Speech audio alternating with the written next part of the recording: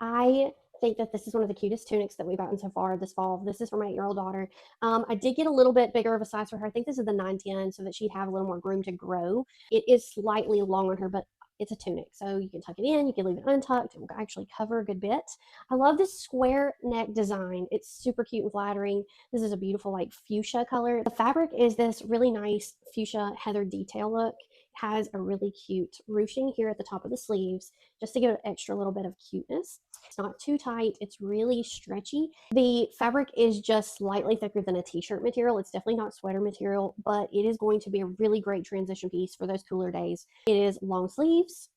It can be tucked in. It can be dressed up, dressed down. It's really flattering on my 8-year-old. I did, like I said, I did size up a little bit on her because I wasn't sure how the fit was going to fit.